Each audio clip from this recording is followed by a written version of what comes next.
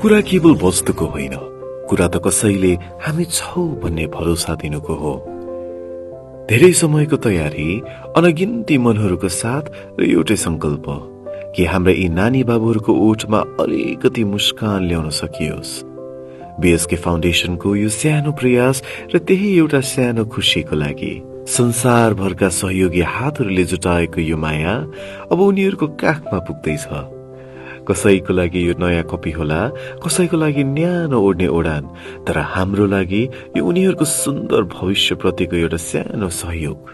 यो अबोध आँखाहरूमा कति धेरै आशा अनि सपना लुकेका छन्।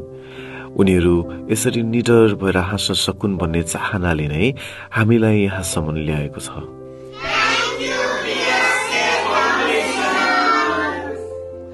First of all, I would like to say thank you so much to BSK Foundation UK.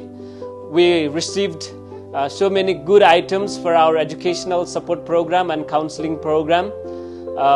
There are lots of items, very nice quality items, which is very, very hard to get here in Nepal. They're all sent through UK. And on behalf of our Nepal House Kasky, Nepal House Society, we would like to say thank you so much, and we would like to have this cooperation in the future. Thank you so much, BSK Foundation.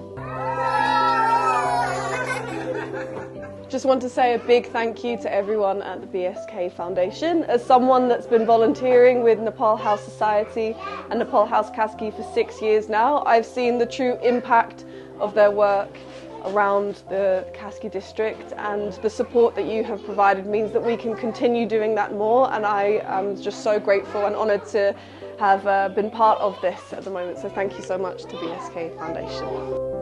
इसाना ओठमा लुकेका हाँसो नै BSK फाउन्डेसनको सबभन्दा ठूलो अर्थ र कमाई हो।